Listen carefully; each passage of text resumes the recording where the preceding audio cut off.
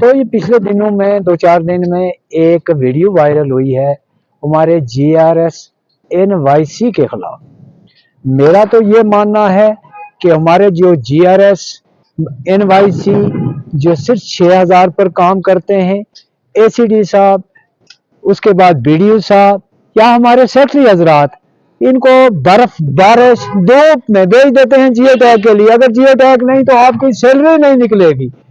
तो मैं तो ये कहता हूँ ये ईमानदारी से इनको साल बाद 6 महीने बाद सैलरी मिलती है, ईमानदारी से छोटी सी सैलरी पर ये पंचायतों में काम कर रहे हैं। जिस किसी ने वीडियो वायरल की है उसका कोई जाती मामला है, उसका ब्लॉक तहसील से कोई लेन देन नहीं है, उसका वाहिद कोई मामला हो सकता है, लेकिन हमारी ब्लॉक में जहाँ 17 पंचायतें हैं, हमारे GRS NYC तन दही लगन मेहनत से काम कर रहे हैं। जिस किसी ने वीडियो वायरल की है उसका कोई जाती मामला होगा।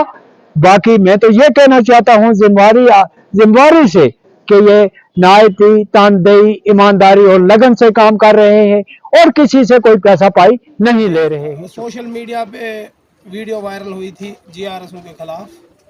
मैं साबका सरपंच बहसती मंडी पंचायत, मैं कह देना चाहता हूँ कि GRS ही है जो ग्राउंड पे काम करते हैं। आप मेरी पंचायत पूरी अला इसकी बात करूँगा ब्लॉक की, GRS जो है रात दिन काम कर रहे हैं, चाहे वो निर्गा का हो, PMAY की शीटें जो ऑर्डर शीट है। पंचायत डिपार्टमेंट एक ऐसा डिपार्टमेंट है जो हर एक को हर घर में 100 दिन का रोजगार देता है।